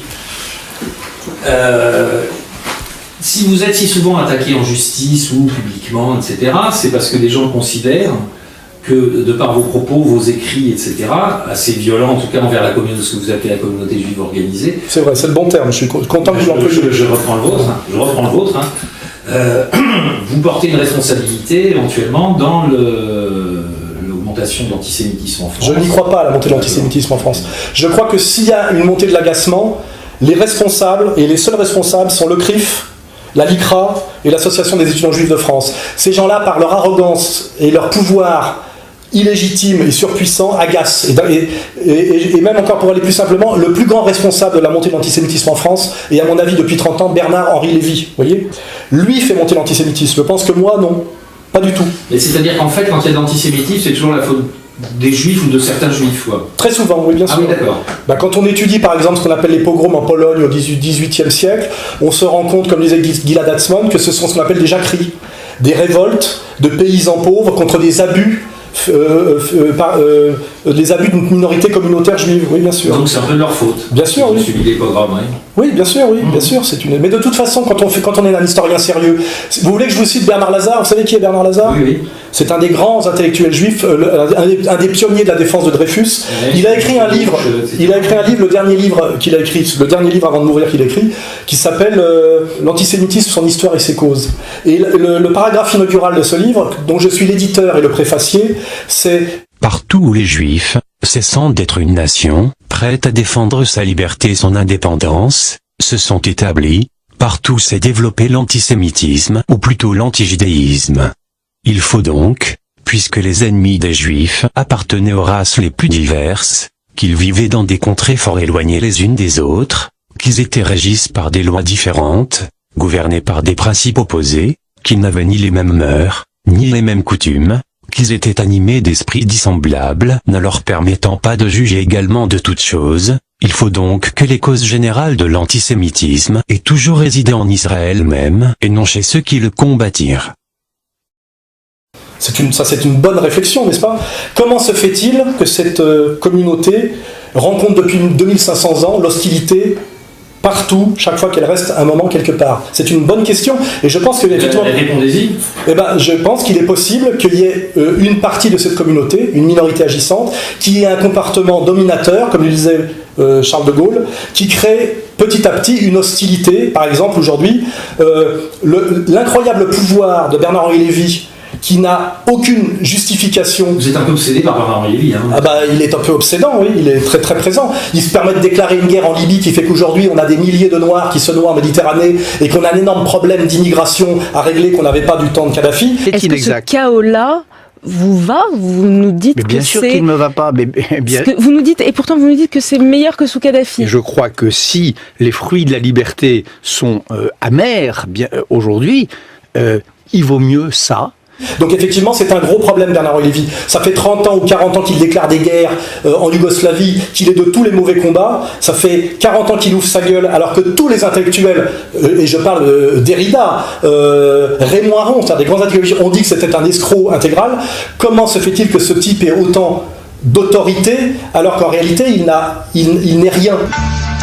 À peine plus de 48 heures dans les faubourgs de Dakar, durant lesquels cet écrivain protéiforme, sans titre ni mandat, va être accueilli, tel un ministre. Je pense qu'un mec comme Bernard-Henri Lévy est un symptôme d'un pouvoir communautaire abusif, illégitime et agaçant, et qu'effectivement, s'il y a une montée d'un certain antisémitisme en France, c'est comme ça que vous l'appelez, Bernard-Henri Lévy y est pour beaucoup. Donc moi, je serais un leader de la communauté juive organisée, j'écouterais ce que dit Alain Soral, qui est un thermomètre. C'est pas parce qu'on casse le thermomètre qu'on fait baisser la température. Et je dirais à Bernard-Henri Lévy, qui est un milliardaire, qui a un riad à Marrakech, de fermer un peu sa gueule et d'aller jouir un peu de son pognon et d'arrêter d'humilier, d'insulter les Français et la France dans une période de crise économique aggravée, avec des tensions, etc., qu'il ne fait qu'aggraver. Il y a une responsabilité de certaines élites communautaires juives dans un agacement par rapport à leur trop grand pouvoir. Et je pense que s'ils étaient si intelligents qu'ils le prétendent, puisqu'ils prétendent être très intelligents, ils devraient écouter ce que je dis et faire évoluer un peu leur stratégie. Je pense que mettre des heures de Shoah de plus chaque semaine à la télévision, ce n'est pas la solution. Quand un médicament ne marche plus, on en change, on ne demande pas les doses. Il n'y a pas des heures de Shoah toutes les semaines. Il y a Shoah matin, midi et soir à la télé, tout le temps. On comprend la difficulté pour les acteurs de l'époque, pour les contemporains, de comprendre la nature de ce génocide qui a été perpétré par les nazis. Dans le camp de concentration alsacien du Struthof, exerçait le sinistre docteur Auguste Hirt. Sur ces tables, il pratiquait des expériences sur les dépouilles de juifs gazés.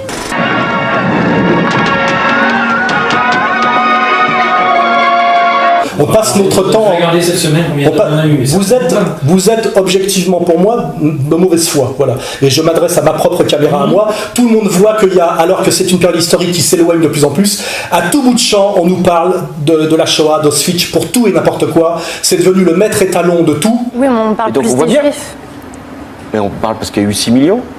Et surtout, on voit qu'au moment même où avec Charlie Hebdo, on exige le blasphème pour les religions, on sacralise la Shoah. La Shoah, l'extermination des Juifs, le génocide, doivent être sacralisés, sacrés.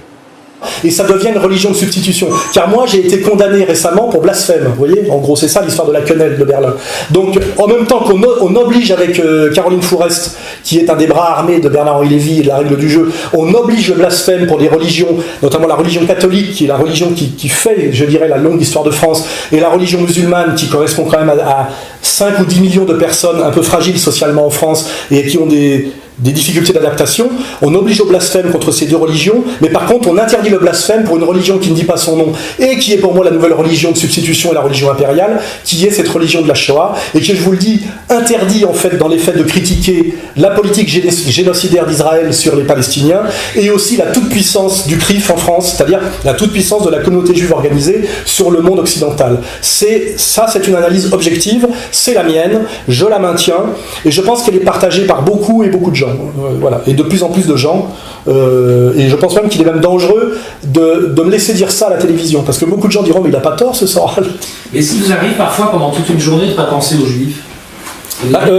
J'essaye au maximum de ne pas y penser. Malheureusement, comme je suis régulièrement convoqué par la police, par les juges d'instruction sur des plaintes pour tout et n'importe quoi, de la LICRA, de l'UEJF, c'est difficile pour moi. Mais sinon, je vous garantis que dans mon quotidien, je m'intéresse à des tas d'autres choses. Je suis instructeur de boxe, donc je donne des cours de boxe. Là, il n'y a pas de problème de ça. Je suis un passionné de jazz, vous voyez, bon, ça c'est autre chose. Je suis en train de me mettre à la permaculture, c'est-à-dire que là, on est dans la culture saine, vous voyez, de l'agriculture. Donc j'ai des tas de sujets, mais vous pouvez pas me reprocher d'un sujet, alors que de parler d'un sujet alors que vous êtes venu pour ça, et que pour ça. Non, je suis venu pour ça, mais je constate que, en dehors de cette interview, mais dans toutes vos vidéos, enfin c'est tout à fait constant, vous semblez être particulièrement obsédé par les Juifs et le pouvoir. Non, je pense aujourd'hui que c'est un gros problème, c'est toute puissance du lobby sioniste sur la France. C'est un des problèmes majeurs que rencontre la France aujourd'hui par rapport à son indépendance, à la paix civile, etc. Je me suis attaqué à une certaine époque aux mensonges féministes. Déjà, moi je fais une remarque, parce qu'il faudrait surtout pas poser le débat genre homme opposé aux femmes. Non, je fais une première remarque, c'est que je dis l'origine, c'est le couple, il faut que les hommes et les femmes soient ensemble pour que l'humanité soit. Donc déjà cette distinction est très abstraite. Hein. Et deuxièmement, la femme n'est pas une catégorie sociale. Il n'y a pas comment dirais-je, de connivence politique et d'intérêt commun entre une rentière, une ouvrière et une cadre du tertiaire, par exemple. Donc j'ai écrit, si vous regardez, j'ai écrit sur des tas de sujets. J'ai écrit sur la drague, sur le féminisme, sur la mode, sur les mouvements de mode de jeunes. Et j'ai écrit aussi effectivement sur la question que j'appelle talmudo-sioniste, hein, effectivement. Et là, j'ai rencontré des tas et tas d'ennuis. Et au lieu de me taire et de m'écraser comme font beaucoup de gens en disant bon bah c'est dangereux, j'ai compris qu'il ne fallait pas en parler, j'ai persisté, voilà. Mais c'est comme si vous disiez que Dieudonné est comment dirais-je, obsédé par les Juifs. Non, c'est les Juifs qui sont obsédés par Dieudonné, et pas les Juifs, des Juifs. C'est le CRIF qui est obsédé par Dieudonné. Dieudonné fait de l'humour sur des tas de sujets. Au niveau de l'âge de l'enfant, j'ai tous les âges. Il suffit, vous me dites, je note, c'est tout. 1 an, 1 mois, 1 semaine, 1 minute, 1 minute. Je peux même vous vendre les fœtus. Je suis le seul à faire ça en Afrique. Vivant, bien sûr, vivant. Fœtus vivant, 7 mois, oui, non, moins. 3 mois, c'est un peu mou, il faut attendre quand même. Le fœtus, 3 mois là, les haricots là, qui n'a pas les pattes, lui ne tient pas longtemps dehors. Il se moque des Noirs, des Blancs, des catholiques, il l'a d'ailleurs toujours fait, il n'a jamais été très tendre pour le français de base. Puis alors qu'est-ce que c'est Schlagnoc, le négro qui pétoche? Oh, c'est pas possible, toi on fait comme ça. Mais moi je peux t'en parler, je m'occupais de sa loge, les gars. Mais c'est dans leur race, c'est pas vrai ça. Qui dégage, c'est un gaz mortel. Hein, moi j'étais dans sa loge, non mais c'est terrible, hein, tu sais, cette pique, tu comprends pas, t'es la merde. Les seuls qui se sont acharnés contre lui, c'est la communauté juive organisée. Et idem pour moi. En réalité, je suis victime de l'acharnement de la communauté juive organisée contre moi. Et pourquoi? Pour insoumission. Voilà. Alors c'est dialectique, c'est qu'en même temps, cet acharnement, comment dirais-je, met en avant mon insoumission, et cet acharnement prouve que mon insoumission a quelque chose je dirais de valable et de valide politiquement. Il y a beaucoup de gens en France qui me trouvent une dimension héroïque. Et je vous le dis, y compris pas mal de juifs, faut pas croire. Hein. J'ai beaucoup de lettres de soutien de juifs, mais je ne m'en sers pas trop parce que je trouve que c'est un procédé qui m'embête un peu. Mais maintenant, au tribunal, effectivement, de plus en plus, je fais témoigner des juifs du quotidien qui me soutiennent. Ben, c'était pour défendre Alain Soral. Il m'a cité comme témoin de la défense. Et évidemment, donc j'ai accepté avec grand plaisir. De toute façon, même la justice française, elle est infiltrée par le lobby juif. Et moi, je connais beaucoup de juifs intelligents ou de bon sens, je vous en présenterai si ça vous amuse, et qui disent Soral, tu as raison, tu es courageux, effectivement il faut mener ce combat, c'est inquiétant parce qu'effectivement en dernière instance ça se retournera contre nous. Et ça c'est vrai que je suis d'accord avec vous, en dernière instance il est possible, et c'est ça d'ailleurs qui est triste, que ce trop grand pouvoir de la communauté juive organisée finisse par se retourner contre les juifs du quotidien. Et c'est d'ailleurs une des raisons pour laquelle je mène ce combat, parce que exactement comme combattre aujourd'hui l'action délétère du salafisme et du Qatar et de l'Arabie Saoudite a une conséquence mécanique, parce qu'aussi des gens y travaillent comme Finkielkraut et Zemmour, que vous pourriez aller voir sur ce sujet, a une conséquence mécanique sous le prolétariat et le sous-prolétariat musulman de France. Ça, je trouve ça dégueulasse. En réalité, les gens qui sont en danger aujourd'hui, en France, ce ne sont pas les juifs, c'est une évidence, hein. Ils ont largement les moyens de se protéger à tous les niveaux. Ce sont plutôt le prolétariat et le sous-prolétariat musulman, qui est très fragile et fragilisé aujourd'hui, et encore plus depuis Charlie, et aussi le petit peuple gaulois de base, qui est un peu maltraité, humilié, insulté, en tant que raciste, colonialiste, même patriote, depuis des décennies et des décennies. J'ai beaucoup de compassion pour le petit peuple français et pour le prolétariat et le sous-prolétariat maghrébin musulman. Et c'est ça qui m'inquiète. Je n'ai aucune peur dans l'immédiat et même dans les années à venir pour la toute-puissante communauté juive organisée qui a largement les moyens de faire régner sa loi en France et de protéger ses ressortissants. Et je suis content d'ailleurs que pas mal de juifs du quotidien me rejoignent pour dire effectivement nous n'avons rien à voir avec le CRIF, nous n'avons rien à voir avec l'État d'Israël, nous sommes juifs pour des raisons qui nous regardent, parce que Jacob Cohen se revendique comme juif, Gilad Atzmon lui ne veut plus être juif, dit je ne le suis plus, ce sont des amis, et nous sommes en parfaite fraternité grâce justement à l'idéologie française, c'est-à-dire pas celle de Bernard Lévy, la vraie, c'est-à-dire ce qu'on appelle les droits de l'homme authentiques, c'est-à-dire que nous sommes des individus avec une vision du monde humaniste, nous nous jugeons sur nos actes, nous partageons des valeurs et nous n'avons pas de préjugés raciaux. Vous voyez, c'est ça qui compte. C'est pour ça que je suis ami avec Dieudonné, je suis ami avec Jacob Cohen, je suis ami avec Gilad Atzmon, je suis ami avec Jean-Marie Le Pen aussi, pour ces mêmes raisons. Je juge des individus en fonction de leurs actes. Comment ? Vous êtes toujours ami avec... Bien sûr, oui. Ça a dû vous réjouir, c'est au passage, mais ça a dû vous réjouir qu'il se brouille avec sa fille. Ça a validé mes analyses, puisque j'avais sorti un texte en 2009 qui s'appelait Marine m'a tué, où j'annonçais tout ce qui va arriver. Voilà. Je vous signale que mon association s'appelle Égalité et Réconciliation, et pour les gens que j'invite à aller voir le site, vous verrez que c'est très syncrétique et réconciliateur. Il y a des gens qui viennent de tous les horizons et qui rappellent effectivement la nécessité de la fraternité française, etc. En fait, ma réalité, c'est celle-là. Le reste, c'est du procès d'intention. et de la persécution. Parce qu'en réalité, j'ai toujours appelé à se cultiver, jamais aucun acte de violence n'a été commis en mon nom, au contraire, j'ai beaucoup aidé des jeunes des cités à se tourner vers les études. Je dis que les 3 monothéismes bien compris doivent se tendre la main. Je publie des auteurs qui le disent, comme Sheikh Imran Hossein, c'est-à-dire les juifs authentiques, les musulmans authentiques et les chrétiens authentiques doivent fraterniser aujourd'hui pour empêcher cette montée des tensions. C'est mon discours, il est officiel, il est partout dans mes écrits, dans mes vidéos. Il est assez bien compris d'ailleurs, hein. Je suis quelqu'un de très populaire dans la rue, hein. Je n'ai pas je rencontre uniquement l'hostilité, je vous le dis, de la communauté juive organisée, d'un de ces bras armés aujourd'hui qui serait le lobby LGBT, Pierre Berger m'emmerde, et des journalistes à la botte, dont malheureusement vous faites partie, mais je ne vous en veux pas parce que je sais que vous avez besoin de manger, et que si vous mettiez à dire vous m'avez converti, je suis d'accord avec vous, vous perdriez votre travail, mais vous perdriez votre travail demain. Mais je suis pas d'accord avec vous, c'est pas parce que j'ai peur de perdre mon travail, c'est parce que je suis pas d'accord avec vous. Comprenez qu'on puisse ne pas être d'accord avec vous quand même. Non, je pense qu'avec un certain travail d'échange et de culture, on finit par être à peu près d'accord avec moi. En réalité, tout le monde est à peu près d'accord avec moi. Y compris mes pires ennemis. C'est-à-dire, si on a la vérité, si on se cultive, on aura la vérité soralienne, on sera forcément d'accord avec vous. Parce que c'est une vérité ouverte, c'est un système ouvert qui vit, comme dirait ce vieil intellectuel juif que j'aime beaucoup, qui vit à la température de sa propre décomposition. Voilà, c'est un épistémologue français qui disait ça. Donc si je ne suis pas d'accord avec vous, en tout cas, c'est certainement pas parce que j'ai peur de perdre ma place, croyez-le bien. Moi, je suis sûr que si j'aborde chaque sujet un peu sérieusement, vous allez... Regardez le bouquin que j'ai fait avec Nolo. Pourquoi Nolo s'est fait engueuler pour le bouquin qu'il a fait avec moi? Parce que je l'ai mis à poil. Si vous lisez le bouquin, vous verrez qu'il m'a donné raison à chaque fois. Parce que dialectiquement, historiquement et conceptuellement, vous ne pouvez pas lutter. Hein. Quand je vous dis, vous me traitez de racisme, je vous dis, mais attendez, des gens qui prétendent qu'ils sont membres d'une communauté par le sang qui coule dans leur vève, et qui prétendent être le peuple élu, ça vous gêne pas? Est-ce que vous savez que les juifs prétendent être le peuple élu? Oui, je sais. Et ça vous gêne pas? Répondez à cette question. Moi, ça ne me gêne pas. Ah bon, c'est pas racial d'être le peuple élu? Par le sang? Ça dépend ce qu'ils appellent élu. Élu leur donne aussi un certain, selon eux, un certain... Vous là, vous bafouillez. Etc. Vous bafouillez là. Ah oui, parce que là, vous êtes pris à défaut. Parce que quand on prétend qu'on fait partie du peuple élu et que ça transmet par le sang, c'est la définition la plus radicale du racisme et du racial. Voilà. Donc le juif qui se revendique comme juif est raciste. Bien sûr, mais parfois il l'est par, comme dirais-je, héritage, par habitus, comme dirait Bourdieu.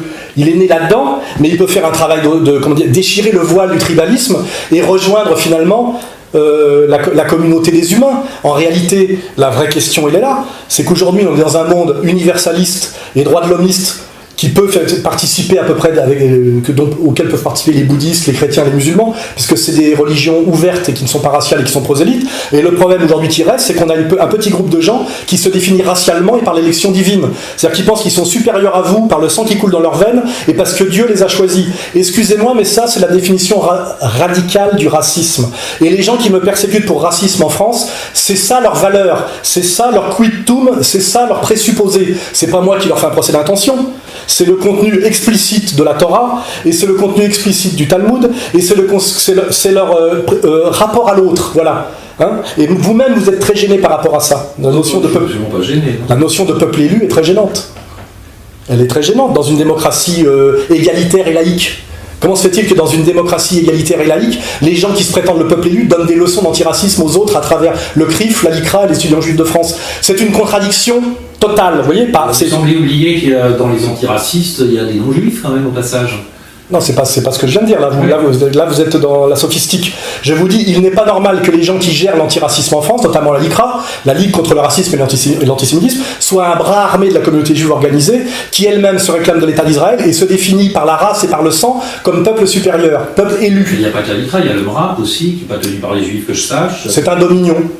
Et puis là, vous êtes obligé de botter un peu en touche. Mais là, on va au cœur du dispositif, les yeux dans les yeux. Que quelqu'un qui me persécute, moi, comme raciste, prétende qu'il fait partie du peuple élu et qu'il fait partie de ce peuple par le sang de sa mère, ça vous pose pas un problème de logique, de morale, de cohérence profonde? C'est ça, là on a touché le nœud, le cœur atomique du problème, vous voyez?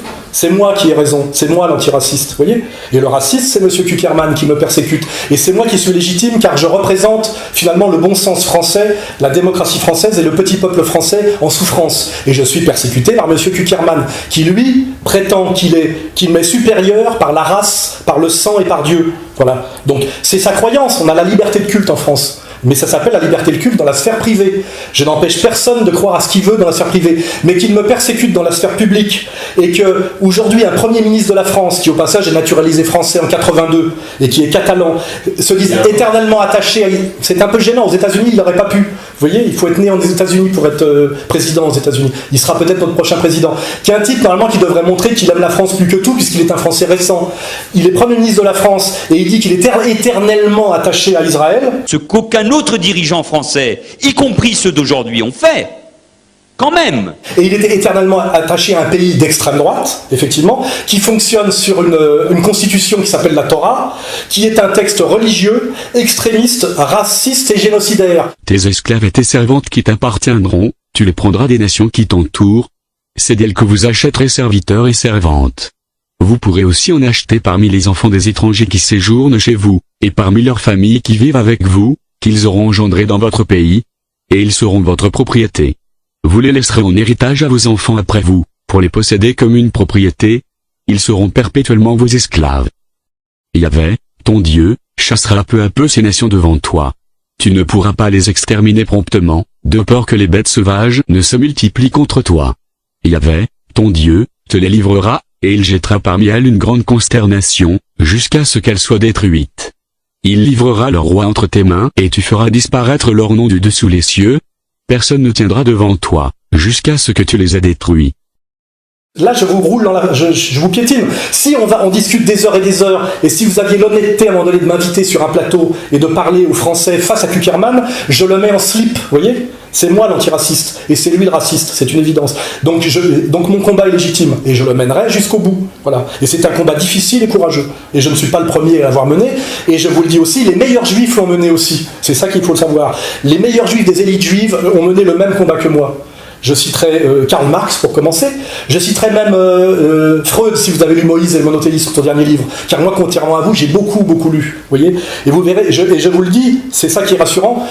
Tous les grands juifs de l'histoire produisent la même analyse que moi, y compris sur le problème du racialisme juif.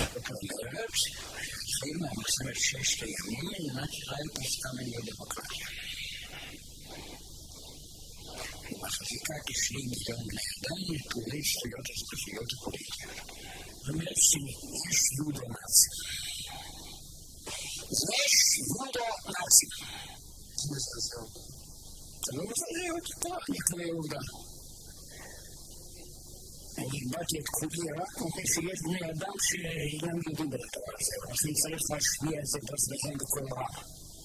שיש יהודות נאצים. Leibovitz, le plus grand penseur juif israélien, Leibovitz, il parle de judéo-nazisme.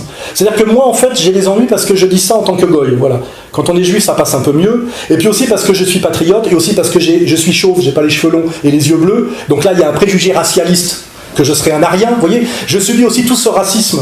Bien sûr, ah ben bien sûr, je subis, bien sûr, il y a le délit de sale gueule, évidemment. Quand on a eu blanc aux yeux bleus, on subit le délit de sale gueule. Bien sûr, mais bien évidemment, bien sûr. Je suis soupçonné, effectivement. Aux yeux bleus, j'avais subi le délit de sale gueule. Oui, mais vous faites de gros efforts pour vous faire pardonner. Mais moi, évidemment, c'est un délit de sale gueule, bien sûr. Bien sûr, non mais je pense que c'est évident. Je serais petit, brun, avec les cheveux longs, je m'en sortirais mieux, mais il se trouve que je suis grand, aux yeux bleus, et en plus j'ai perdu mes cheveux, c'est une question de testostérone. Effectivement, ça joue contre moi. Ça joue contre moi. Avec une perruque rasta, ça passerait mieux, ce que je vous dis. Je suis effectivement victime de beaucoup de préjugés raciaux. Vous n'êtes pas très sérieux là. Si. On ne sait jamais si je suis sérieux ou pas, mais il y a du sens dans tout ça. Je ne sais pas, ouais, là je dois pas être... Non, mais moi je pense que je suis quelqu'un de très drôle. Hein. Je suis beaucoup plus drôle que Bernard-Henri Lévy, Kuckerman, Valls, etc. Moi, je m'inquiéterais plutôt de la dérive de plus en plus dictatoriale d'un Valls. Valls la tremblote, il me paraît un peu dingo. Moi je suis très inquiet qu'un type comme ça puisse se présenter à la présidentielle et être un jour président de la République française. Ça m'inquiète vraiment. C'est beaucoup plus inquiétant qu'Alain Soral, qui n'est jamais finalement qu'un trublion, un agitateur, une sorte de professeur Choron, vous voyez, plus proche du professeur Choron que du professeur Forisson d'ailleurs, par sans doute manque de monomanie ou manque de rigueur dans les études pratiques, etc. Vous voyez. Ça aussi c'est important. Je veux dire, prétendre que Dieudonné est dangereux en France, c'est très malhonnête. C'est jamais qu'un comique camerounais, franco-camerounais. Il n'a pas d'armée derrière lui. Il se bat par le rire, vous voyez. Mais par contre, on est dangereux pour un certain pouvoir parce qu'on travaille à la prise de conscience et qu'on y travaille bien. C'est ça que je veux dire, voilà. Ok, je crois qu'on a... Ça vous va? Ça me va, merci. Après, je vous donnerai une liste de livres si vous voulez vous cultiver un peu sur ce sujet. J'ai 35 ans de travail sur ce sujet-là. Entre autres. Tous les livres sont cités dans votre site. Oui, bien sûr, oui. Il y en a beaucoup. Je sais. Voilà.